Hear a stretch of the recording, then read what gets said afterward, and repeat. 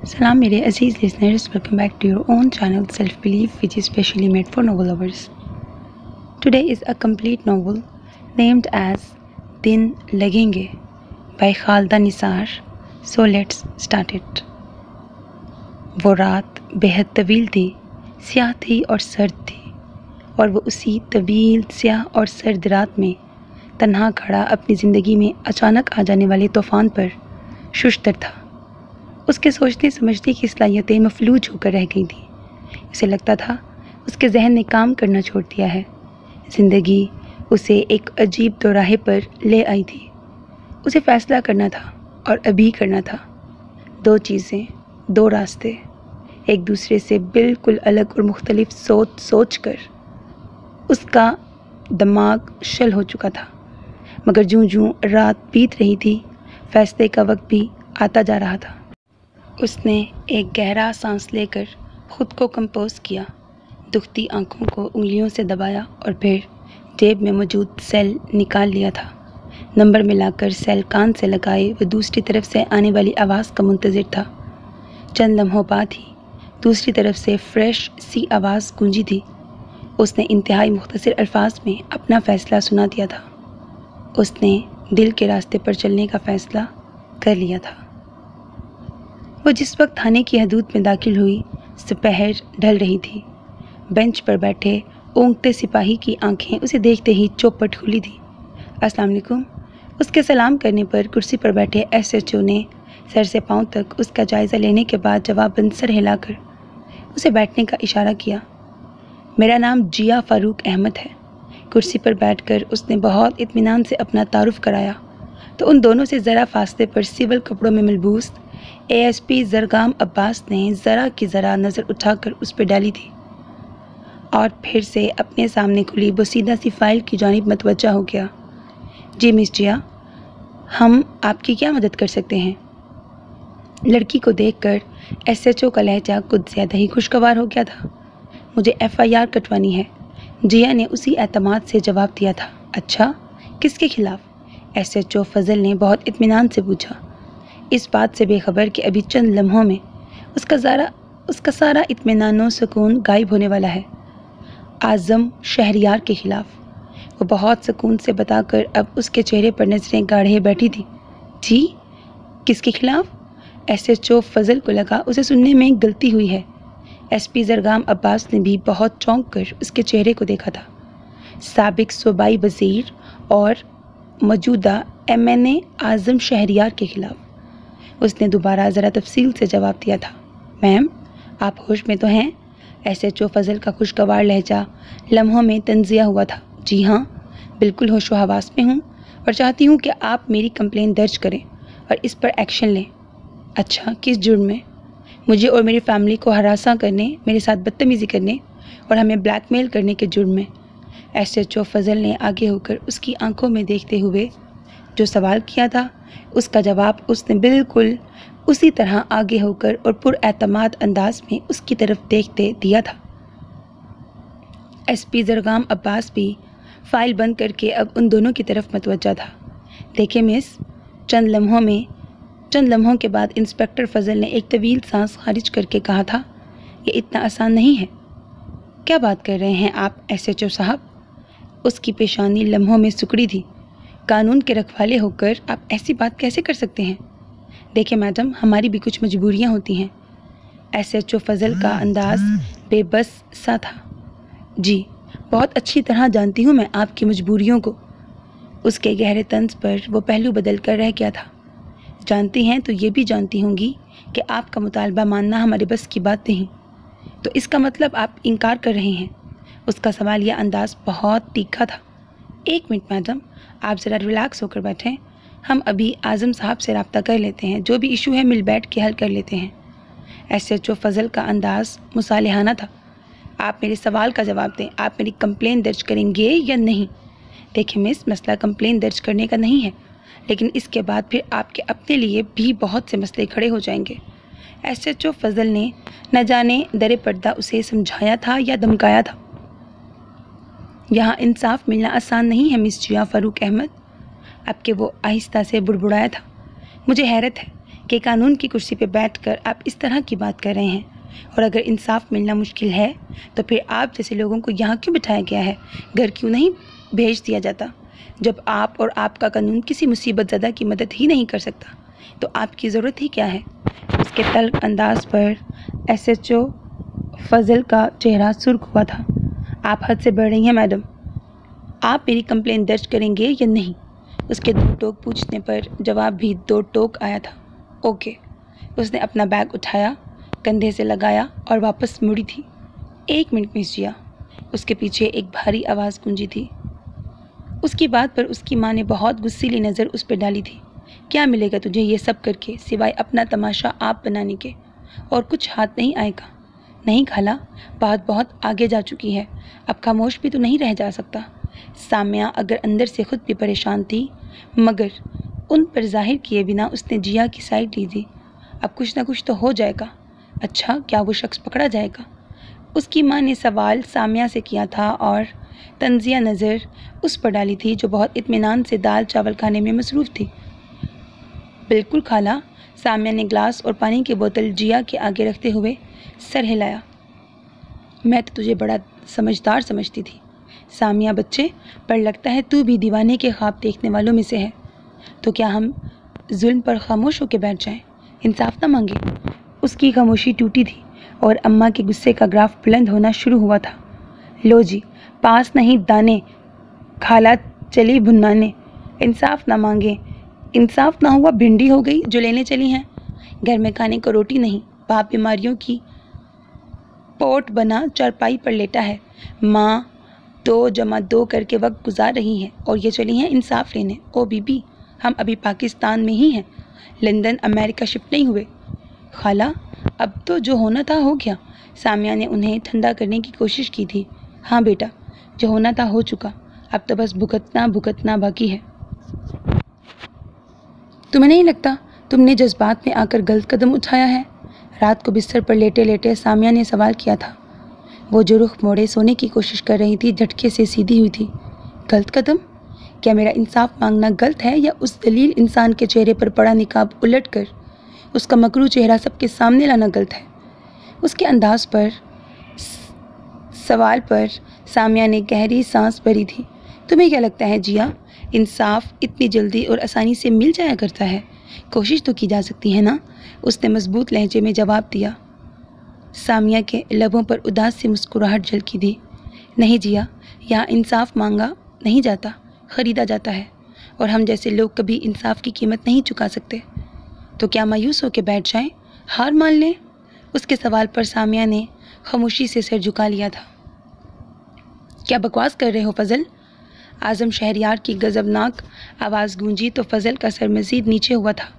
تم نے میرے خلاف، اعظم شہریار کے خلاف FIR کاٹی، یہ جانتے ہوئے بھی کہ ہم تمہیں اور تمہارے قانون دونوں کو جیب میں لیے پھرتے ہیں؟ وہ یہاں سے وہاں چلتے بہت غصے سے بول رہا تھا اور فضل کا دل خزاں رسیدہ پتے کی طرح کانپ رہا تھا۔ سر میں بہت مجبور ہو گیا تھا۔ اور پھر زرگام صاحب، اس نے فقرہ ادھورا چھوڑا تھا۔ اعظم شہریار بہت بری طرح سے چونکا تھا۔ تو اس میں زرگام کا ہاتھ ہے؟ اس کے سوالیہ انداز پر فضل نے اسبات میں گردن ہلائی تھی۔ وہ ہنکارا بھرتے خاموش ہوا تھا۔ وہ اچھی خاصی ریش ڈرائیونگ کر رہا تھا۔ اس کا ارادہ جلدی گھر پہنچنے کا تھا۔ وہ بہت تھک چکا تھا اور اب گھر جا کے آرام کرنا چاہ رہا تھا۔ مین روڈ سے اس کی گاڑی کالونی کی سڑک پر مڑی تھی جب ڈیش بورڈ پر دھرا اس کا سیل بجنے لگا۔ گاڑی سائڈ پر روکتے اس نے سیل اٹھا کر نمبر دیکھا اور اس کے لبوں پر مسکراہٹ آ گئی تھی۔ تھکن لمحوں میں اڑتی محسوس ہوئی تھی، بیزاریت شگفتگی میں تبدیل ہوئی تھی۔ ہوتے ہیں کچھ ایسے لوگ، ایسے چہرے جو ہمارے دل کے اتنے قریب ہوتے ہیں اور ہمارے لیے اتنے اہم ہوتے ہیں کہ ان کے تصور سے ہی من مندر میں گھنٹیاں سی بجنے لگتی ہیں، جو جینے کی وجہ اور مرنے کا سبب ہوتے ہیں، جن کے بغیر زندگی نہیں لگتی، جن سے جڑا رشتہ اور تعلق اتنا مضبوط ہوتا ہے کہ باقی ہر شے ہی اس کے سامنے ہیج لگتی ہے۔ تو مغوی شہریار بھی زرگام عباس کی زندگی میں ایسا ہی مقام رکھتی تھی۔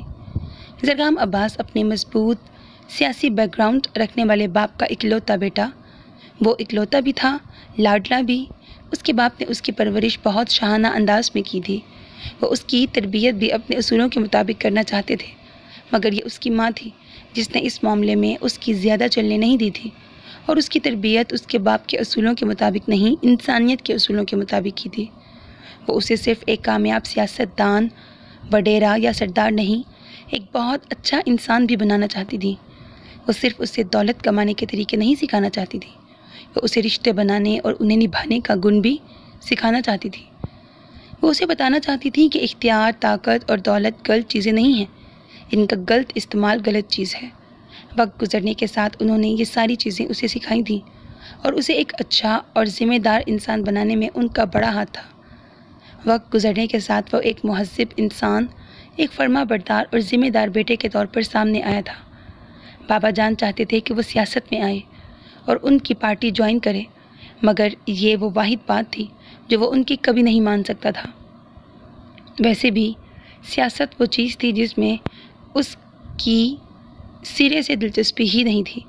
ہاں، البتہ زمینوں وغیرہ کے معاملات کو وہ ان کے ساتھ مل کر بہت اچھے طریقے سے دیکھ لیتا تھا، اور ساتھ ساتھ اس نے اپنی تعلیم بھی جاری رکھی تھی۔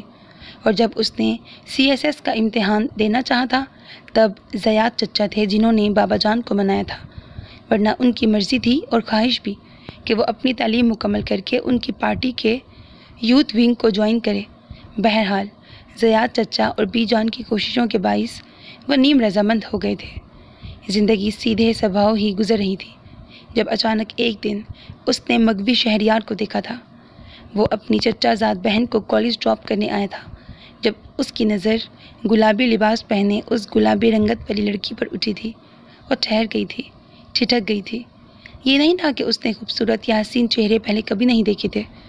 وہ خود بہت ڈیشنگ پرسنالٹی کا مالک تھا، اور بہت سی حسین اور طرح دار لڑکیاں اس کی طرف بڑھی تھیں، مگر اس کی طرف سے ہمیشہ نو لفٹ والا تاثر انہیں پیچھے ہٹنے پر مجبور کر دیا کرتا تھا، کیونکہ فلرٹ وہ کرتا نہیں تھا اور محبت جیسا کوئی بھی جذبہ اسے ابھی تک چھو کر نہیں گزرا تھا۔ ویسے بھی وہ ان ساری چیزوں کو وقت کا ضیاع سمجھتا تھا، لیکن مغوی شہریار جس نے اس جیسے بندے کو بھی ٹھٹک جانے پر مجبور کر دیا تھا، وہ کچھ لمحے بنا پلک جھپکے اس کے چہرے کو دیکھتا رہا تھا۔ ہوش اسے تب آیا جب وہ اس کے قریب سے گزر کر کالج گیٹ کی طرف بڑھی تھی۔ ایکسکیوز می مس، وہ قطعی غیر ارادی طور پر اور بے اختیاری کے عالم میں اس کی طرف بڑھا تھا۔ جی؟ وہ پلٹ کر الجھن امیز تاثرات کے ساتھ اسے دیکھ رہی تھی، اور اب اسے سمجھ نہیں آ رہا تھا کہ وہ یوں اسے روکنے اور مخاطب کرنے کا کیا جواز پیش کرے۔ مجھے آپ سے کہنا تھا کہ آپ نے گاڑی غلط جگہ پارک کی ہے۔ ادھر ادھر نگاہ گھماتے بہرحال اسے ایک بہانہ تو سوجھ ہی گیا تھا۔ اس لڑکی نے اس کی نگاہوں کے تعاقب میں دیکھا اور پھر اس کے چہرے پر شرمندگی پھیلی تھی۔ اوہ، آئی ایم سوری، ایکچولی میری طبیعت کچھ ٹھیک نہیں ہے تو بس سمجھ نہیں لگی، وہ معذرت خواہانہ انداز میں کہتی اپنی گاڑی کی طرف بڑھی تھی۔ کیوں، کیا ہوا آپ کو؟ اگر آپ کی طبیعت ٹھیک نہیں تھی تو آپ کو گھر پہ آرام کرنا چاہیے تھا۔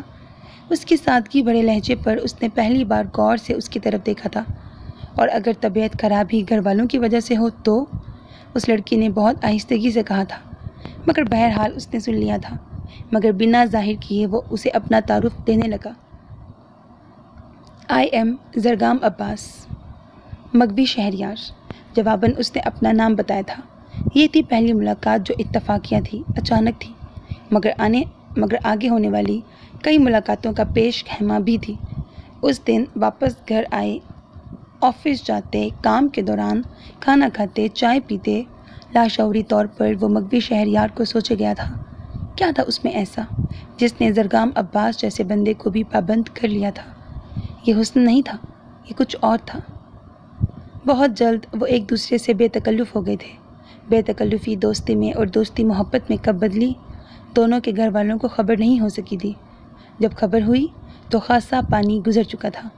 وہ زرگام عباس تھا جس کے لیے مغوی شہریار کے بغیر زندگی گزارنے کا تصور بھی محال تھا، اور وہ مغوی شہریار تھی جس نے جب سے زرگام عباس کو دیکھا تھا اسے باقی سب کچھ نظر آنا بند ہو گیا تھا۔ دونوں کا تعلق اچھے اور متمول گھرانوں اور اونچے خاندانوں سے تھا۔ مسئلہ دولت کا نہیں تھا، وہ دونوں خاندانوں کے پاس بے تحاشا تھی، مسئلہ سیاست کا تھا۔ زرگام کے بابا جان اور مغوی شہریار کے لالا اعظم شہریار دو انتہائی مخالف سوچ اور نظریہ رکھنے والے جماعتوں سے تعلق رکھتے تھے، اور ماضی میں جن لوگوں پر کیچڑ اچھالتے، عزت کھنگالتے نہ تھکتے ہوں، ان سے ایسی نازک اور قریب کی رشتہ داری کبھی نہیں، سوچنا بھی نہیں۔ دونوں طرف سے ایک جیسے حالات، یکساں جوابات۔ وہ دونوں پریشان بھی تھے اور پر امید بھی۔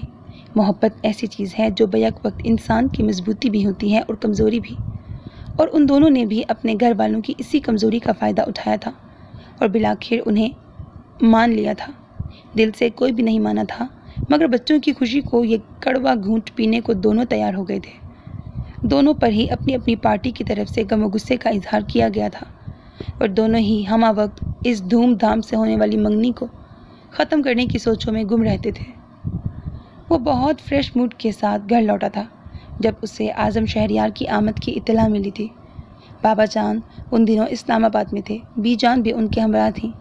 ڈرائنگ روم میں اعظم شہریار کی میزبانی کو زیاد چچا موجود تھے۔ السلام علیکم۔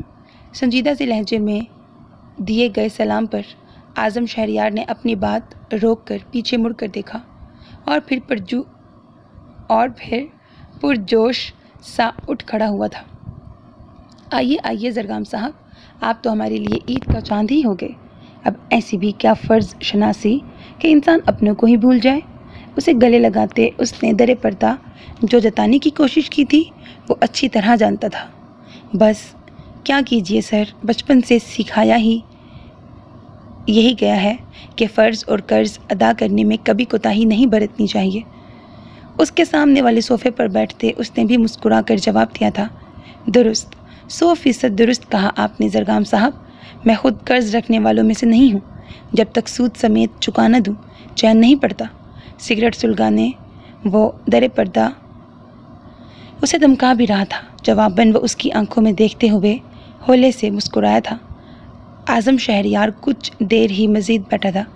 جاتے سمے اس سے مصافحہ کرتے اس نے ایک ہی جملہ بولا تھا، آپ نے اچھا نہیں کیا داماد صاحب، اور پھر آگے بڑھ کر اپنی گاڑی میں بیٹھ گیا۔ وہ چند لمحے وہیں کھڑا رہا، پھر سر جھٹک کر اندر کی طرف بڑھ گیا۔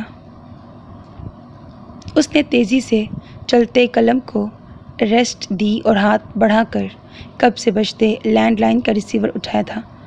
کہتے ہیں انسان کو ہر قدم سوچ سمجھ کر اٹھانا چاہیے، کیونکہ بنا سوچے سمجھے اٹھائے گئے قدم میں غلطی کا امکان بہت زیادہ ہوتا ہے۔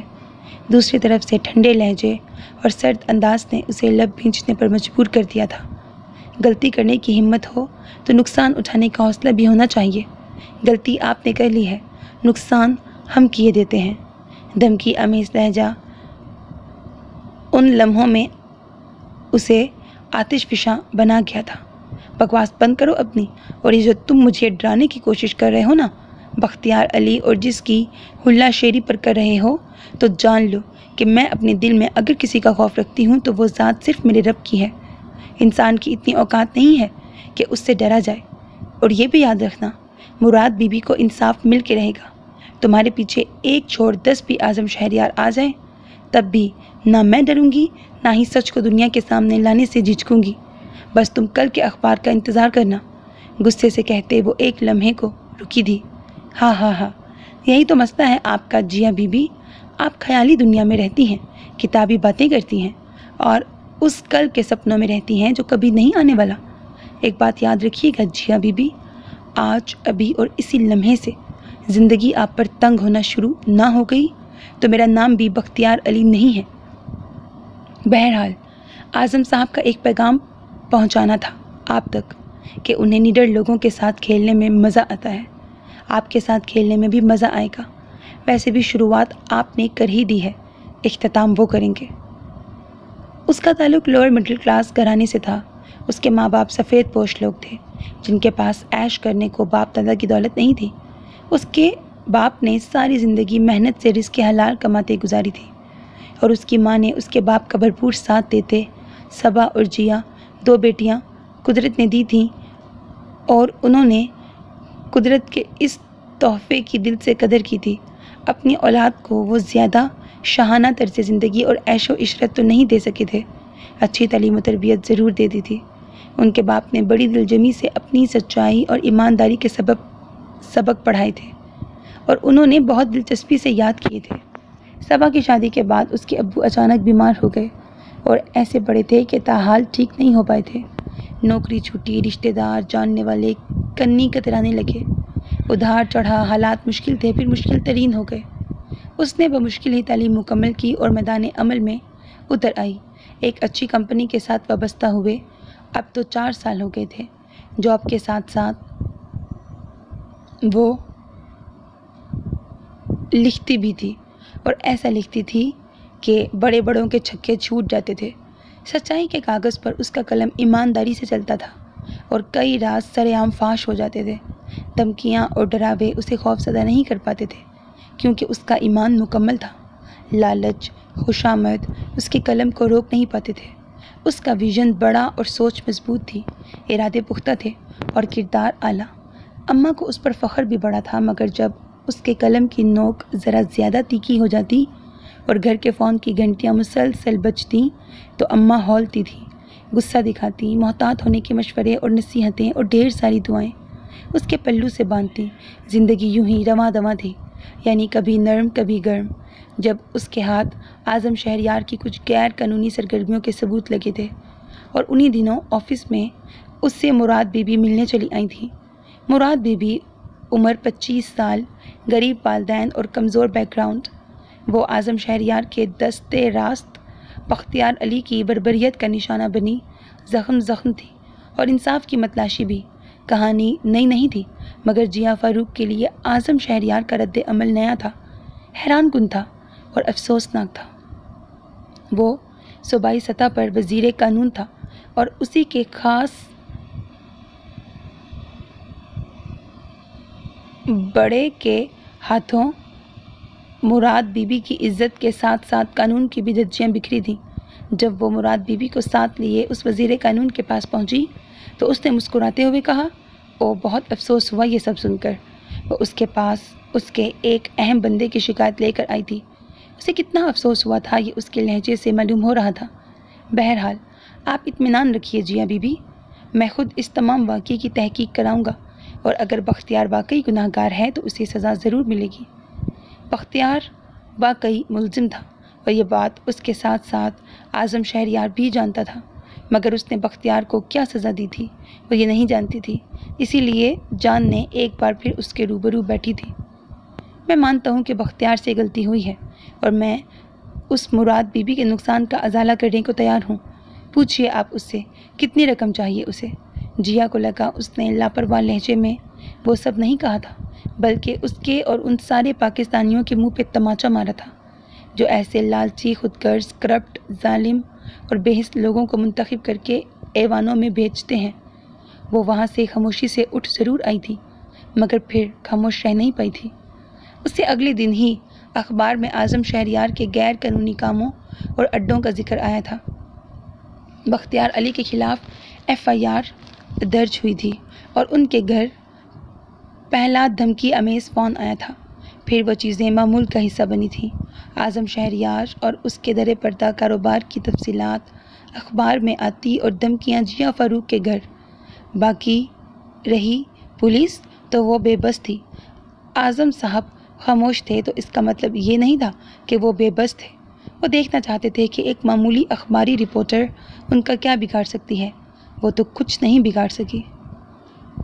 چل مائی، جوان جہان بیٹی کی میت پر رونے کی تیاری پکڑ لے، کیونکہ اب اس کے پاس گنتی کے ہی دن رہ گئے ہیں۔ یہ تھی وہ آخری دھمکی یا وارننگ جو اماں کو ملی تھی، جس نے اماں کو انتہائی خوفزدہ کر دیا تھا اور اسے تھانے میں جا کر کمپلین کرنے پر مجبور۔ بلیک پینٹ پر سفید شرٹ پہنے نکسک سے تیار وہ مغوی سے ملنے جا رہا تھا۔ گاڑی سے اترتے ہی اس کی نظر اپنی مخصوص جگہ پر پڑی تھی اور اس کے سرخ لبوں پر بڑی جاندار سی مسکراہٹ آ گئی تھی۔ سفید اور گلابی کنٹراسٹ میں اپنے سیاہ ریشمی بالوں کی اونچی سی پونی بنائے، حسین چہرے پر دلکش مسکراہٹ لیے وہ پہلے سے وہاں موجود تھی۔ اتنی دیر اس نے مصنوعی خفگی سے پوچھا تو اس نے بائیں ہاتھ سے ہلکے سے کان کی لو کو چھوا تھا۔ معافی؟ اس کے لہجے میں بے چارگی بھری تھی۔ ایسے تو ہرگز نہیں ملے گی۔ مغوی نے کہتے ہوئے قدم بڑھائے تھے۔ تو وہ اس کے قدموں سے قدم ملانے لگا۔ پہلے لیٹ ہونے کی وجہ بتاؤ۔ اس نے ارد گرد کھلے پھولوں سے نگاہ ہٹا کر اس کے چہرے پہ ڈالی۔ یار، بابا جان کے کچھ اہم مہمان آ گئے تھے۔ اس نے ہاتھ بڑھا کر ایک سرخ گلاب توڑتے ہوئے وجہ بتائی تھی اور پھر گلاب اس کی طرف بڑھایا۔ سرخ گلاب جو محبت کی علامت سمجھا جاتا ہے، وہ محبت جس کے وجود کا قائل وہ تب ہوا تھا جب اس نے مغوی شہریار کو دیکھا تھا۔ میرا دل چاہتا ہے میں ان لمحوں کو اپنی مٹھی میں مقید کر لوں۔ مغوی کی بات پر وہ مسکرایا تھا، اور میرا دل چاہتا ہے وقت یہیں کہیں رک جائے، لمحے ٹھہر جائیں اور ہم دونوں یوں ہی ایک ساتھ چلتے رہیں اور یہ پل امر ہو جائیں۔ اس نے محبت بھری نگاہ اپنے ساتھ چلتے وجود پہ ڈالی تھی اور طمانینت بھری سانس اس کے لبوں سے خارج ہوئی تھی۔ وہ دونوں اب بھی ایک ساتھ چل رہے تھے۔ وہ بمشکل ہی اماں سے اجازت لے کر آفس پہنچی تھی۔ اماں ہرگز اسے گھر سے نہیں نکلنے دے رہی تھی۔ اچھا چلیں ٹھیک ہے، نہیں جاتی میں آج آفس، کل بھی نہیں جاؤں گی، مگر پرسوں، اس سے اگلے دن۔ کیا نوکری چھوڑ دوں اماں؟ زندگی چھپ چھپا کر رکھنے والی چیز نہیں ہے اماں، یہ امانت ہے، اور جس کی امانت ہے اس کے بغیر اجازت کوئی نہیں لے سکتا۔ ہر کسی کے آنے اور جانے کا وقت مقرر ہے، میرا بھی ہے، اور جب آئے گا کوئی روک نہیں پائے گا کہ آپ، نہ میں، نہ یہ چار دیواری، اور یہ تب آئے گا جب اس کی مرضی ہوگی۔ اب اماں مزید کیا کہتی؟ خفگی سجا چہرہ لے کر باورچی خانے میں چلی گئی اور وہ بآواز بلند سب کو خدا حافظ کہتے باہر کی طرف بڑھ گئی۔ اسے آئے بمشکل آدھا گھنٹہ ہی گزرا تھا جب افتخار صاحب نے یاد کر لیا تھا۔ میں آئی کم ان سر؟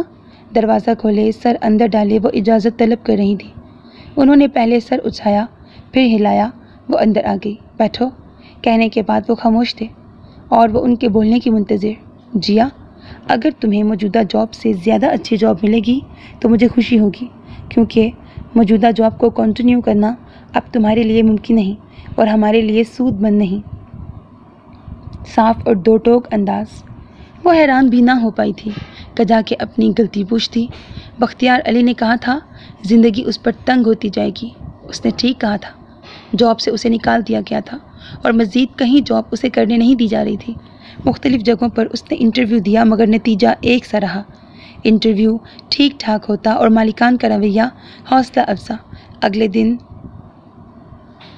صاف کھرا جواب دے دیا جاتا۔ انہی حالات میں وہ ایک دن مراد بی بی سے ملنے اس کے گھر آئی تھی اور اس کی حیرت کی انتہا نہیں رہی۔ مراد بی بی اور اس کے گھر والوں نے اس سے ملنے سے صاف انکار کر دیا تھا۔ میں آئی کم ان سر؟ ہاں زرکام، آؤ نہ بیٹھو، ہارون اطہر نے خوشگوار لہجے میں کہا تھا۔ Thank you sir. Full uniform میں موجود زرکام مسکراتے ہوئے ان کے روبرو بیٹھا تھا۔ ہاں بھائی جوان، کیس کہاں تک پہنچا؟ سر، بہت سارے نئے اور اہم پہلو ہیں جس سے کیس میں بہت اہم پیش رفت آئی ہے، اور وہ دن اب دور نہیں جب ہمارے ہاتھ مجرموں کی گردنوں پر ہوں گے۔ اس کے لہجے میں موجود عزم اور امید دونوں ہی ہارون اطہر کو بھائے تھے۔ گڈ، مجھے تمہاری صلاحیتوں پر پورا یقین بھروسہ تھا زرکام، اسی لیے میں نے یہ کیس تمہارے حوالے کیا تھا۔ اٹس آنر فار می سر۔ اس نے ذرا سا گردن کو خم دیا۔ مگر اس 6 لوگوں کے گروپ میں تمہارے متوقع سالے کا بھی نام ہے؟ انہوں نے ایک گہرا نگاہ اس کے چہرے پہ ڈالی تھی۔ میں رشتہ داریاں اور تعلقات اپنے فرض پر حاوی نہیں ہونے دیتا سر۔ اس کے مضبوط لب و لہجے نے ایک بار پھر ان کے لبوں پر مسکراہٹ بکھیر دی۔ کہیں ایک وجہ آپ کے والد صاحب ہوئے تو؟ میرا جواب پھر پہلے والا ہی ہوگا سر۔ گڈ، تو پھر ٹھیک ہے، تم شام کو فائل تیار رکھنا، ڈی آئی جی صاحب نے شام کو یاد فرمایا ہے۔ ہارون اطہر نے بات سمیٹی تھی۔ اوکے سر، پھر میں چلوں؟ وہ اٹھ کر ان سے مصافحہ کر کے بولا تھا۔ اوکے، اللہ حافظ۔ وہ ہارون اطہر سے ملاقات کر کے آ رہا تھا جب گاڑی آفس کے راستے پر ڈالتے اس کی نظر سڑک کنارے کھڑی جیا فاروق پر پڑی تھی اور پاؤں بریک پر۔ مس جیا فاروق؟ پکار پر اس نے سر اٹھایا تھا۔ پلیز آئیے، میں آپ کو ڈراپ کر دوں؟ ذرا سا بائیں طرف جھکتے اس نے دروازہ کھولتے کہا تھا۔ نو تھینکس، میں چلی جاؤں گی، بس آنے ہی والی ہے۔ رسٹ واچ پر نگاہ ڈالتے اس نے سہولت سے انکار کیا تھا۔ بس پتہ نہیں کب آئے گی، آپ آ جائیں، ویسے بھی یہاں کھڑے ہونا مناسب نہیں۔ اس کے اصرار اور آس پاس کھڑے مہذب افراد کی نظروں سے की नज़रों ने उसे लिफ्ट लेने पर मजबूर कर दिया था। थैंक यू गाड़ी में बैठते ही उसके लबों से आज़ाद हुआ था। वेलकम, वो हौले से मुस्कुराया था। ये बताइए आपके केस का क्या बना? मोड़ काटते उसने सवाल उसके सामने रखा था। ये तो आपको पता होगा, कंप्लेन करना मेरा काम था और एक्शन लेना तो आपका काम था। उसके चुपते अंदाज पर वो एक लम्हे को चुप रह गया था। सही, उसने गहरा सांस भरा था। मगर ये बात तो आप भी जानती हैं, ऐसे लोगों के खिलाफ एक्शन लेना भी इतना आसान नहीं होता। जरगाम की बात पर उसके लबों पर तल्ख मुस्कुराहट आ रुकी थी। जानती हूँ जरगाम साहब, सब जानती हूँ, बल्कि मैं ही क्या, इस मुल्क की सारी आवाम जानती है, हर चीज़ जानती है, सारे चेहरे पहचानती है। कौन सा ऐसा राज है जो इस सादा आवाम को नहीं पता? मगर मसला पता है क्या है? हमें अनजान नज़र आने, बेखबर रहने और बेवकूफ़ बनने में अब मज़ा आने लगा है। कहकर वो तल्खी से मुस्कुराई और बाहर सड़क पर भागती दौड़ती गाड़ियों को देखने लगी। आज़म शहरयार के ड्राइंग रूम में से अभी अभी उसके दो बहुत अहम और ख़ास मेहमान उठ कर गए थे और वह खुश था कि वो उससे खुश होके गए थे। यानी नवाजने का सिलसिला एक बार फिर शुरू होने वाला था। उसकी पार्टी अपोजिशन में थी, लेकिन आने वाले दिनों में हुकूमती पार्टी से इत्तेहाद मतवक्का था और पार्टी की तरफ से हुकूमत में शमूलियत के बाद नामज़द लोगों में उसका नाम भी शामिल था। वो खुश था और आने वाले दिनों के तसव्वुर, बल्कि खुशकुन तसव्वुर में खोया हुआ था कि टेबल पर रखे सेल की बजती टोन ने उसके ख्यालात के तसलसल को तोड़ा था। हाथ बढ़ाकर सेल उठाते वो नंबर देखते ही सीधा हुआ था। गैस का बटन दबाते वो सेल कान से लगाए दूसरी तरफ से मिलने वाली हदायत सुनने में मशगूल था, जिसमें उसे अलल सुबह ही इस्लामाबाद पहुंचने का कहा गया था। डीआईजी से मुलाकात के बाद उसने हारून अतहर को उनके घर ड्रॉप किया था। घर आया तो बाबा जान और बी जान वापस आ चुके थे। जरगाम, कितने कमज़ोर हो गए हो तुम? बी जान से झुककर मिलकर वो सीधा हुआ तो उन्होंने गौर से उसे देखते हुए कहा। उसके लबों पर मुस्कुराहट आ गई। बी जान, 4 दिनों में मैं कितना कमज़ोर हो सकता हूँ? वो मुस्कुराते हुए कहकर उनके करीब ही बैठा था। ख्याल जो नहीं रखते अपना। क्या ख्याल है? ख्याल रखने वाली को अब लेना आए? उन्होंने खोजती सी नज़र डालकर पूछा। उसने सर झुकाया। ये उसकी तरफ से रजामंदी का इशारा था, मगर सिर्फ उसकी रजामंदी ही तो काफ़ी नहीं थी। मेरा ख्याल है मगवी को अब इस घर में आ जाना चाहिए। रात खाने वगैरह से फारिग होके वो सब चाय से लुत्फ़अंदोज़ हो रहे थे जब बी जान ने अपना ख्याल बाबा जान के आगे रखा था।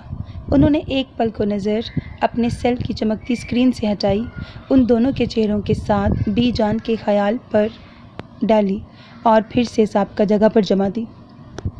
फिर क्या कहते हैं आप? बी जान ने खाली कप मेज़ पे रखा और सवाल बाबा जान के आगे। सोचते हैं, कुछ देखते हैं, बाबा जान ने पुरसोच अंदाज में कहा था और वह उन्हें देख कर रह गया था। थकन और मायूसी उसके कदमों से लिपटी थी। जब उसने घर की दहलीज पर कदम रखा, सामिया ने उसके चेहरे पर फैली मायूसी भरी तल्खी को देखा, तासुब से सर झटका और उसके लिए पानी लेने चल दी। अब्बा को सलाम करके उसने कंधे से बैग उतार कर मेज़ पर रखा और चरपाई पर ढेर हुई। अम्मा कहाँ हैं? सामिया से पानी लेते उसने ना नज़र आने वाली अम्मा के मुतल्लिक पूछा था। सफ़िया खाला के घर गई हैं, चाय बनाऊं या खाना खाओगी? खाली ग्लास लेते सामिया के सवाल पर उसने नफ़ी में सर हिलाया। चाय ले आओ, भूख तो अब है नहीं। उसके कहने पर सामिया सर हिलाते मुड़ गई। आज भी कुछ नहीं बना, हर जगह ट्राई कर चुकी हूँ, मगर कहीं कोई ज़रा सी भी उम्मीद नहीं है। रात वो दोनों खुले आंगन में चांद तारों की छाँव तले बैठी थी जब उसने मायूसी भरे लहजे में हकीकत बयान की थी। तुम मायूस मत हो, इंशाल्लाह जल्द या बदेर कुछ ना कुछ हो जाएगा जो बहुत बेहतर होगा। सामिया के तसल्ली दिलाते अंदाज पर उसने नफ़ी में सर हिलाया। नहीं, कुछ नहीं होगा। वैसे भी सच बोलने या सच का साथ देने की कीमत तो अदा करनी पड़ती है। तुम देखना जिया, एक ना एक दिन हालात ज़रूर बदलेंगे।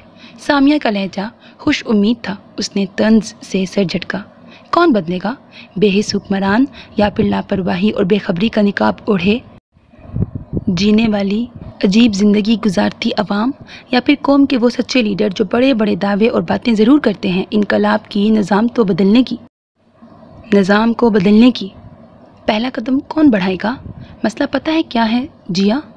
इस कौम के पास लीडर नहीं है, ऐसा लीडर जो इसे उसकी ताकत से आगाह करे کیونکہ جس دن اس قوم کو اپنی طاقت کا اندازہ ہو جائے گا پھر کوئی شخص کبھی بھی اسے بیوقوف بنانے کی ہمت نہیں کر سکے گا۔ ہم نظام کے ڈسے ہوئے ہیں جیا، ہم ایسے قیدی ہیں جن کے پاؤں میں بیڑیاں نہیں مگر جن کے ذہن اور سوچ اسی فرسودہ نظام کی زنجیروں میں جکڑے ہوئے ہیں۔ ہم آج بھی غلام ہیں ان فرسودہ رسموں اور رواجوں کے۔ ہم نے کل بھی یہی فرض کر رکھا تھا کہ اقتدار امیر کے پاس اور اطاعت غریب کے ہاں رہے گی۔ ہم آج بھی یہی مانتے ہیں۔ اس ملک میں بڑا المیہ یہ ہے، یہاں جو قوانین و آئین کو پاؤں کی ٹھوکروں میں رکھتے ہیں وہی اقتدار کی مسند پہ بیٹھے ہیں، اور جو ان کی پاسداری کرتے ہیں وہ آج بھی دھکے کھاتے اور 2 وقت کی روٹی کے لیے پریشان پھرتے ہیں۔ مگر ایسا کب تک چل سکتا ہے؟ کب تک چلے گا؟ وقت بدلنا چاہیے، وقت کو بدلنا ہوگا۔ اقتدار اور اختیار امیر کے پاس نہیں، اہل کے پاس ہو تبھی نظام بدل سکتا ہے، اور اس ملک کا نصیب بھی، اور میں پر امید ہوں جیا کہ وہ وقت بس آیا ہی چاہتا ہے۔ سامیہ کی بات پر اس نے دل سے آمین کہتے آنکھیں موند لی تھیں۔ بابا جان بہت خوشگوار موڈ کے ساتھ اسلام آباد سے لوٹے تھے۔ اعظم شہریار کی پارٹی کے ساتھ مفاہمت ہو گئی تھی۔ اس کی پارٹی کو وزارتیں بھی مل گئی تھیں اور انہیں 5 سال تک اقتدار کے مزے لوٹنے کو ان کی حمایت پرانی رنجش، پرانے اصولوں اور نظریوں کے ساتھ ہی مدفن ہو چکی تھی، اور اب نئے تعلقات، نئے اعلانات اور خیر سگالی کے جذبات۔ بابا جان اعظم شہریار اکٹھے ہی اسلام آباد سے واپس لوٹے تھے۔ اکٹھے ہی اعظم شہریار کے فارم ہاؤس پر کھانا کھایا تھا، چائے پی تھی اور آئندہ کے سیاسی حالات پر سیر حاصل گفتگو بھی کی تھی۔ بہرحال جو بھی تھا، زرگام کے لیے ان دونوں کے خوشگوار تعلقات سود مند ہی تھے۔ وہ بابا جان کے پاس بیٹھا تھا اور وہ اعظم شہریار سے فون پر محو گفتگو تھے۔ زرگام ہولے سے مسکرایا۔ واہ رے سیاست، انوکھے تیرے رنگ، نرالے تیرے کھیل، جنہیں رشتہ داری قریب نہ پائی تھی انہیں کرسی قریب لے آئی تھی۔ زرگام یہ کیا کرتے پھر رہے ہو؟ بابا جان فون بند کیے اس کی طرف متوجہ تھے۔ وہ چونک کر سیدھا ہوا۔ اعظم صاحب کے خلاف انکوائریاں کرتے پھر رہے ہو؟ انہوں نے اپنے مخصوص دبنگ انداز میں استفسار کیا تھا، اور آج سے چند دن پیشتر اگر بابا جان تک ایسی کوئی خبر پہنچتی تو ان کا رد عمل کیا ہوتا؟ وہ اسے شاباشیاں دیتے، کندھے تپکاتے، اپنی طرف سے ہر ممکن تعاون کا یقین دلاتے، اس خبر کو اپنے سیاسی مقاصد کے لیے استعمال کرنے کا سوچ رہے ہوتے۔ اس کے ذہن میں بے اختیار یہ سوچ آئی تھی، ایسی تو کوئی بات نہیں ہے بابا جان، دراصل چند ماہ پہلے ہی مجھے ایک اہم کیس سونپا گیا تھا جسے مکمل رازداری سے حل کرنے کی شرط کے ساتھ میں نے پوری دیانتداری کے ساتھ کیس حل کرنے کی کوشش کی ہے۔ اب 6 لوگوں میں اگر اعظم شہریار کا نام آ رہا ہے تو اس میں میرا تو کوئی قصور نہیں ہے۔ اس نے انتہائی مختصر ترین الفاظ میں ان تک بات پہنچانے کی کوشش کی تھی۔ اگر ایسا تھا بھی تو تمہیں اس کے نام کو رپورٹ میں نہیں لکھنا چاہیے تھا، اور نہیں تو اپنی رشتہ داری کا ہی خیال کر لیتے۔ پولیس والوں کے پاس تو ویسے ہی بڑے طریقے ہوتے ہیں بے گناہ کو گناہ گار اور گناہ گار کو بے گناہ ثابت کرنے میں۔ اس کے باپ نے سگریٹ سلگاتے عام اور لاپرواہ لہجے میں جو مشورہ دیا تھا اسے اس پر حیرت نہیں ہوئی تھی۔ حیرت تب ہوتی جب وہ اپنے باپ کو جانتا نہ ہوتا۔ وہ انہیں بہت اچھی طرح جانتا تھا، اسی لیے دانستہ اس نے فرض اور اپنی ایمانداری جیسی چیزوں کا ذکر نہیں کیا تھا۔ اسے معلوم تھا یہ چیز اس کے باپ کو سیکھ پا کر دے گی۔ یہ میرے بس میں نہیں تھا کیونکہ میرے ساتھ کیس کی معاونت 2 اور لوگ بھی کر رہے تھے۔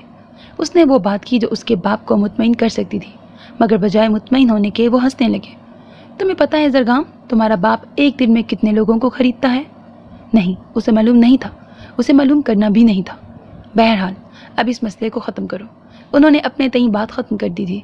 آئی ایم سوری بابا جان، مگر اب یہ میرے بس کی بات نہیں ہے، بات بہت اوپر تک جا چکی ہے۔ وہ پچھلے 15 منٹ سے مغوی کا نمبر ملا رہا تھا اور پچھلے 15 منٹ سے ہی ایک ہی جواب کی تکرار ہو رہی تھی، آپ کا مطلوبہ نمبر بند ہے۔ کیوں بند ہے؟ اس سوچ نے اس کے ذہن کو گھیر کر رکھا تھا۔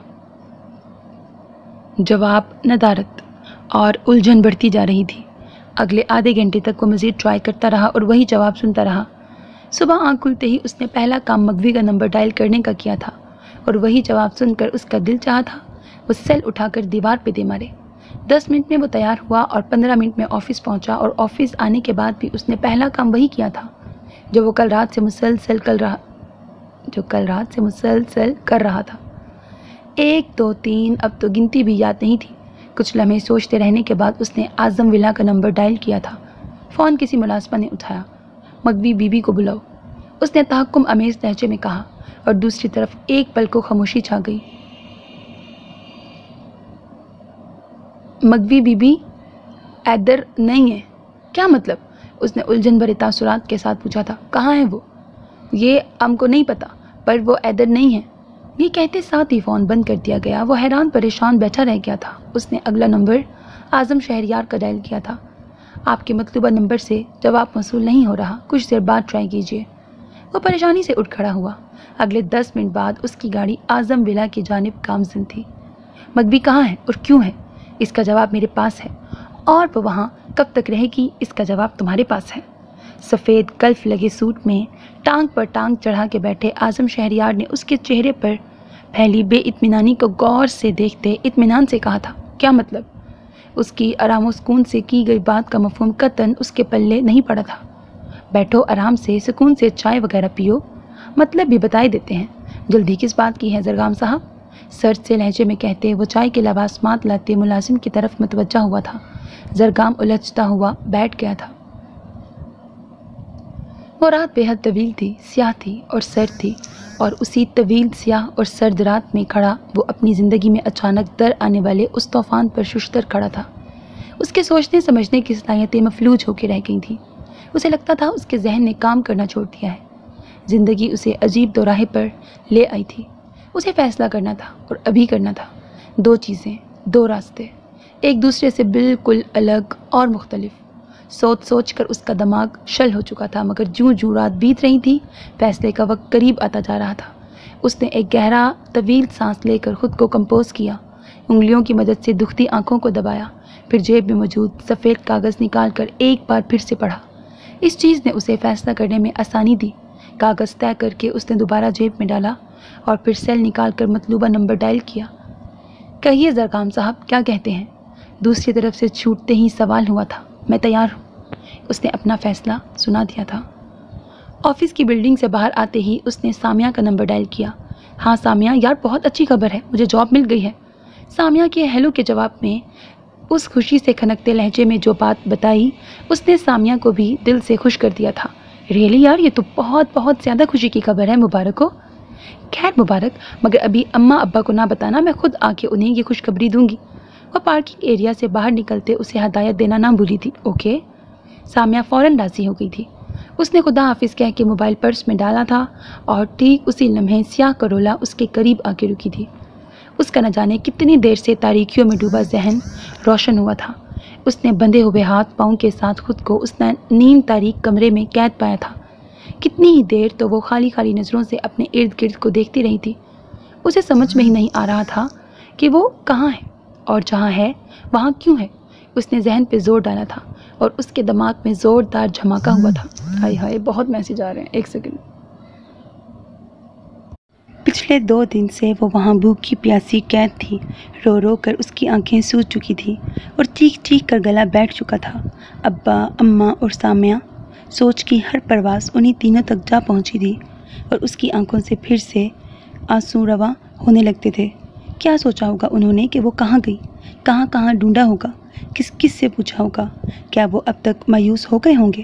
اس کا دل دھاڑے مار مار کر رو رہا تھا، مگر صرف ایک اس بات پر نہیں، اپنے اعتماد اور بھروسے کے ٹوٹنے پر بھی۔ چوٹ وہاں سے لگی تھی جہاں سے وہ مر کر بھی تصور نہیں کر سکتی تھی۔ دروازے کا لاک کھولا تھا، اس کی نظریں اس کی سمت نہیں اٹھی تھی۔ وہ جانتی تھی کہ کون ہوگا۔ وہ پہلے خود اندر آیا تھا، پھر اس کے پیچھے ٹرے اٹھائے عمر رسیدہ عورت نے تازہ ٹرے رکھی اور کل کی رکھی ان چھوئی ٹرے اٹھا کر باہر نکل گئی تھی۔ اس کے جاتے ہی وہ آہستہ روی سے چلتا عین اس کے سر پہ پہنچ گیا تھا۔ وہ یوں ہی نظریں پھیرے بیٹھی رہی تھی۔ وہ ذرا سا آگے ہوتا اپنا ٹراؤزر کھینچ کر اس کے روبرو بیٹھ گیا تھا۔ جیا نے نظریں گھما کے اسے دیکھا۔ وہ چند لمحے اس کی زخم آنکھوں میں دیکھتا رہا، پھر سر جھکا لیا تھا، اور وہ تڑپ کے رہ گئی تھی۔ وہاں سوال تھے، جیا فاروق کے چہرے پر، اس کی آنکھوں میں۔ اس کمرے میں ہر جگہ سوال تھے، بے شمار تھے، اور یہاں وہاں بکھرے تھے۔ زندگی میں ہر انسان کبھی نہ کبھی کسی نہ کسی جگہ کسی نہ کسی چیز کے ہاتھوں مجبور ہوتا ہے۔ مجبوری میرا دل ہے۔ سر جھکائے، نظر جھکائے اس نے کہا، اور پھر اٹھ گیا تھا، اس کے پاس سوال چھوڑ کر، اپنے جواب سمیٹ کر۔ وہ آفس سے گھر پہنچا تو خاصا تھک چکا تھا اور بھوک بھی لگ رہی تھی۔ ملازمہ کو کھانے کا کہہ کر وہ اپنے روم میں فریش ہونے چل دیا۔ وہ فریش ہو کے نکلا تو ملازمہ کھانے کی ٹرے لیے منتظر تھی۔ گرم گرم کھانا اس کی بھوک بڑھا گیا تھا۔ اس نے تازہ اور نرم روٹی کا نوالا توڑا۔ پالک گوشت اس کی فیوریٹ ڈش تھی اور آج سوئے اتفاق وہی بنی ہوئی تھی۔ روٹی کے ساتھ سالن لگا کر اس نے نوالا منہ کی طرف بڑھایا، مگر ہاتھ راستے میں ہی رک گیا تھا۔ اسے بے اختیار ہی کسی اور کی بھوک یاد آ گئی تھی۔ پپڑی زدہ ہونٹ، گہرے حلقوں والی آنکھیں اور زرد چہرہ اس کے تصور میں آیا تھا اور اس کی بھوک مر گئی تھی۔ وہ پچھلے 1 ہفتے سے درگام عباس کی قید میں تھی اور اسے علم نہیں تھا وہاں وہ کیوں ہے، مگر اب اپنے سامنے موجود شخص کو دیکھ کر اسے سمجھ آ گیا تھا وہ جہاں ہے وہاں کیوں ہے۔ درگام عباس نے اسے کچھ نہیں بتایا تھا، فقط ایک چیز کہ وہ اپنے دل کے ہاتھوں مجبور ہے۔ تو درگام اس کا دل دولت میں مرتا تھا؟ اس نے بے اختیار ہو کے سوچا۔ اسے خبر نہیں تھی درگام عباس کا دل مغوی شہریار پر مرتا تھا۔ وہ اسے دولت کے ہاتھوں بکا ہوا سمجھ رہی تھی۔ وہ نہیں جانتی تھی وہ محبت کے ہاتھوں بکا ہے۔ ذہن نصیب، دیکھیں تو مس جیا، قدرت نے آپ سے ملاقات کا کیسا موقع دان کیا ہے۔ عین اس کے سامنے کرسی رکھ کر وہ بیٹھا اور ٹانگ پہ ٹانگ چڑھا کے سگریٹ جلایا تھا۔ سگریٹ کا گہرا کش لیتے وہ اس کی بے بس حالت کا مزہ بھی لے رہا تھا۔ درگام ان دونوں سے کچھ فاصلے پر موجود کھڑکی کے رخ چہرہ کیے کھڑا تھا۔ تمہیں شرم نہیں آتی اعظم شہریار، اس طرح کی گھٹیا حرکتیں کرتے ہوئے؟ اس کے خون میں اس شخص کو دیکھتے ہی شرارے پھوٹنے لگے تھے اور زبان انگارے برسانے لگی تھی۔ ہاں شرم؟ بھائی وہ کہاں سے ملتی ہے، مجھے تو کچھ معلوم نہیں۔ کیوں درگام، تمہیں کچھ خبر ہے؟ اعظم شہریار نے رخ موڑ کر اسے مخاطب کیا تھا۔ اس نے پیچھے پلٹ کے دیکھا تو اعظم نے آنکھ سے گھٹیا سا اشارہ کیا تھا۔ اس کا چہرہ لمحوں میں سرخ ہوا تھا۔ ویسے بھی وہ کتنی مشکل سے برداشت کیے ہوئے تھا وہی جانتا تھا۔ بیٹھو آرام سے، سکون سے، چائے وغیرہ پیو، مطلب بھی بتائے دیتے ہیں۔ جلدی کس بات کی ہے درگام صاحب؟ خدا کے انصاف اور قہر سے ڈرو اعظم شہریار۔ اس بے بس حالت میں بھی وہ بپھری شیرنی کا سروپ دھارے ہوئے تھی۔ اس کی بات نے اعظم شہریار کے چہرے پر بدمزہ سے تاثرات پھیلائے تھے۔ ایک تو تم جیسے بے بس لاچار لوگوں کا یہ بڑا مسئلہ ہے، جو خود کچھ نہیں کر سکتے تو خدا کے قہر اور انصاف کے ڈراوے دینے لگتے ہو۔ مگر سویٹ ہارٹ، آج میرا ڈرنے کا بالکل موڈ نہیں ہے۔ آج تو کچھ پچھلے حساب کتاب کلیئر کرنے کا دن ہے اور میرا کچھ انجوائے کرنے کا موڈ ہے۔ انجوائے؟ اس کا بے باک معنی خیز لہجہ وہ لمحوں میں ڈھیلی پڑی تھی اور اسے لگا تھا اس کے جسم سے جان اب نکلی کہ تب بے بسی کے شدید احساس تلے دب کر وہ بے اختیار ہو کے رو دی تھی۔ اور درگام عباس کو لگا تھا وہ مزید اپنے پیروں پر کھڑا نہیں رہ سکے گا۔ وہ آج کے بعد کبھی خود سے آنکھ نہیں ملا پائے گا۔ وہ اب کسی عورت کے سامنے سر نہیں اٹھا پائے گا۔ جیا فاروق نے نگاہ گھمائی، چاروں جانب اپنا کوئی حمایتی مددگار ڈھونڈنا چاہا۔ وہاں کوئی نہیں تھا جو اس کی مدد کرتا، مگر وہاں ہی تو کوئی تھا جو اس کی مدد کر سکتا تھا۔ اللہ! اس کے دل نے شدت سے پکارا تھا، اور جب کوئی یوں بے بس لاچار ہو کے دل کی گہرائیوں سے اسے پکارتا ہے تو اس کی پکار سن لی جاتی ہے۔ اس کی بھی سن لی گئی تھی۔ شارٹ نوٹس پر ہونے والی پارٹی کی ہنگامی میٹنگ اعظم شہریار کو بہت جلدی جانا پڑ گیا تھا۔ ویسے بھی اس کا مقصد یہ نہیں کچھ اور تھا۔ اسپیشل ڈرنک کا گلاس ہاتھ میں لیے وہ بڑے مزے سے گھونٹ گھونٹ بیٹھا انجوائے کر رہا تھا۔ اس کے لبوں پر اطمینان دلاتی مسکراہٹ اور آنکھوں میں ڈولتا فتح کا خمار بہت واضح تھا۔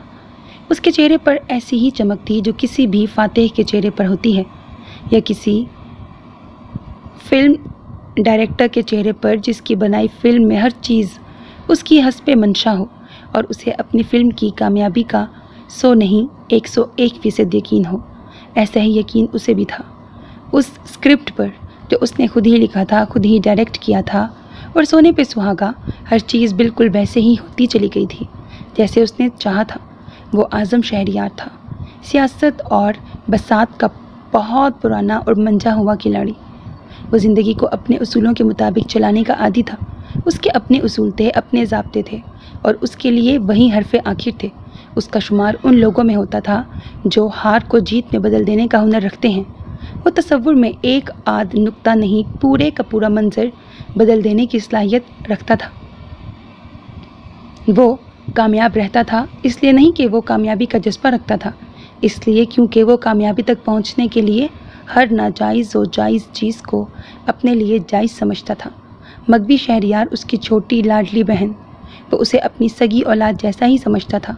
آج تک مغوی کی کوئی ایسی ضد، فرمائش اور خواہش نہیں تھی جو منہ سے نکلی ہو اور پوری نہ ہوئی ہو، مگر جب اس کے منہ سے زرگام عباس کا نام نکلا، اسے لگا وہ اس کی یہ خواہش کبھی پوری نہیں کر سکے گا۔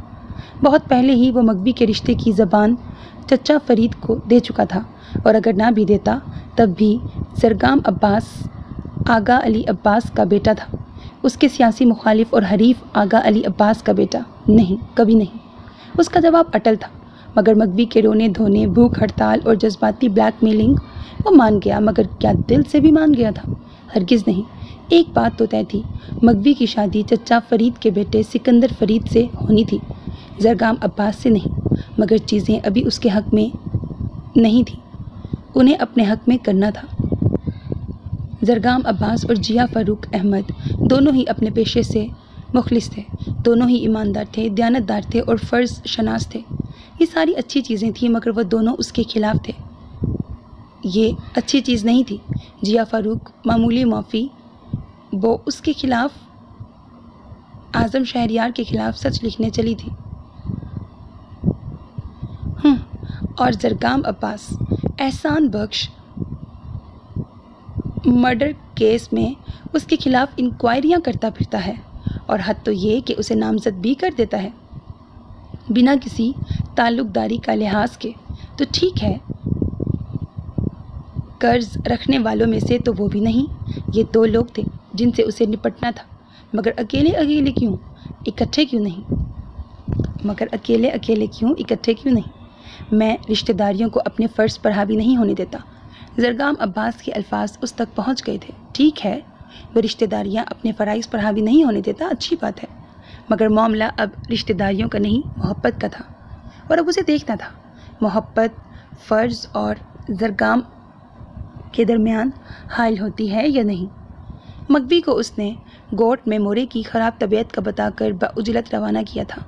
اس نے اتنی جلدی مچائی تھی کہ وہ اپنا سیل بھی ساتھ لے جانا بھول گئی تھی، اور حویلی میں اس نے مغوی کو فون استعمال نہ کرنے دینے کی سختی سے تاکید کر دی تھی، اور اب اسے انتظار تھا زرگام عباس کا۔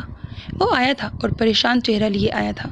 مغوی سے رابطہ نہ ہونے پر وہ بیکل تھا، بے چین تھا۔ اس کی آنکھیں بتا رہی تھیں کہ وہ رات ٹھیک سے سو نہیں پایا۔ اس نے آتے ساتھ ہی مغوی کے متعلق پوچھا تھا۔ اس کی بات سن کر وہ آگ بگولا ہو گیا تھا۔ ایک منٹ زرگام صاحب، آرام سے، جوش سے نہیں، ہوش سے کام لیں، کیونکہ آپ کو اس وقت اس کی ضرورت ہے۔ گھر جائیں اور سکون سے تسلی سے سوچیں، آپ کے پاس کل صبح تک کا وقت ہے۔ زرگام لالا میری شادی زبردستی کروا دیں گے، انہوں نے مجھے یہاں قید کر رکھا ہے، وہ مجھے کسی سے ملنے بھی نہیں دے رہے ہیں، پلیز زرگام کچھ کرو، میں تمہارے بغیر مر جاؤں گی۔ یہ اور چند اور اس جیسے الفاظ اور جملے مغوی کی ہینڈ رائٹنگ میں لکھے ہوئے اس تک پہنچے تھے، اور وہ مزید برداشت نہیں کر پایا تھا۔ اس نے اعظم شہریار کی بات ماننے کا فیصلہ کر لیا تھا۔ لوگ دولت کے لیے اسی کو اغوا کرتے ہیں، دشمنی کے نام پر کرتے ہیں۔ وہ پہلا شخص تھا جو محبت کے لیے ایسا کر رہا تھا۔ اس نے جیا فاروق کی عزت پر مغوی شہریار کی محبت کو ترجیح دی تھی۔ اسے خبر نہیں تھی اس نے کتنا غلط کر دیا تھا۔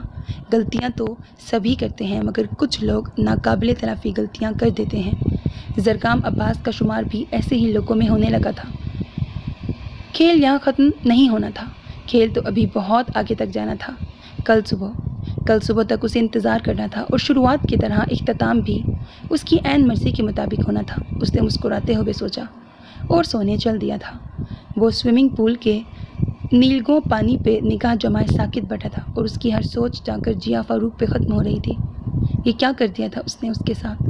ایک عورت کی محبت میں وہ اتنا پاگل ہو گیا تھا کہ اس کو کھلونے کے ڈر سے اس کو کھونے کے ڈر سے اس نے دوسری عورت کی زندگی تباہ کر دی۔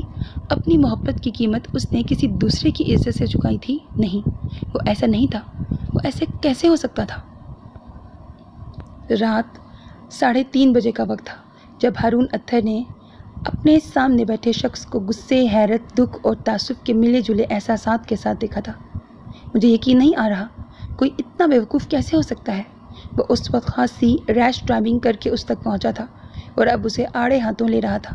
شکر کرو کہ میری سورس آج کام آ گئی، वरना तुमने अपने साथ साथ अपने वालिद साहब और ख़ानदान की इज्जत डुबोने में कोई कसर नहीं छोड़ी थी। तुम जानते हो तुम्हारे साथ उन्होंने क्या किया है? उसके सवाल पर वो सर झुका के रह गया। उस शख्स ने चूहेदानी लगाई है और तुम उस चूहेदानी में फंस चुके हो ज़रगाम। तुम्हारी मुकम्मल खबरगिरी की गई है और सुबह फ्लैट पर छापा पड़ेगा। छापा पड़ने का 100% इम्कान है। उन लोगों के पास तुम्हारी और उस लड़की की तस्वीरें हैं और ऑडियो टेप, वीडियो टेप, और तो और उन्होंने तुम दोनों की फेक मेडिकल रिपोर्ट्स तक बनवा ली हैं। वो तुम पर और उस लड़की पर हद लगवाना चाहते हैं और आगे तुम खुद सोच लो कि ये सारा स्कैंडल तुम्हें और तुम्हारे ख़ानदान को कहाँ ला खड़ा करेगा। हारून अत्तर एक लम्हे को खामोश होकर उसे सोचने का मौका दिया। वो सर झुकाए अब भी चुप था। और अब इस सारे मसले का एक ही हल है, तुम उस लड़की से निकाह कर लो ज़रगाम, आज और अभी। वो दोनों बाजू घुटनों के गिर्द लपेटे बैठी थी जब वो अंदर दाखिल हुआ था।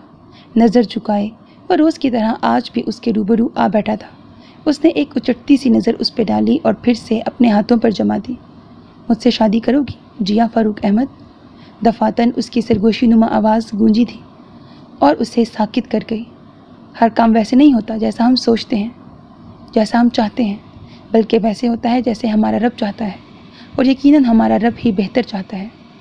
आज़म शहरयार की चाल नाकाम हो गई थी और वो अब ज़ख्मी शेर की तरह बिलबिला रहा था। ऐसे तो नहीं छोड़ूंगा तुम्हें ज़रगाम अब्बास, एक कागज़ के टुकड़े के बाइस तुम मुझसे नहीं जीत सकते। बुड़बुड़ाते हुए वो सेल्फ पर नंबर मिला रहा था। मारूफ सियासतदान और वफाकी वज़ीर आगा अली अब्बास के बेटे SP ज़रगाम अब्बास का लोअर मिडिल से ताल्लुक़ रखने वाली जिया फ़ारूक अहमद से खुफिया निकाह।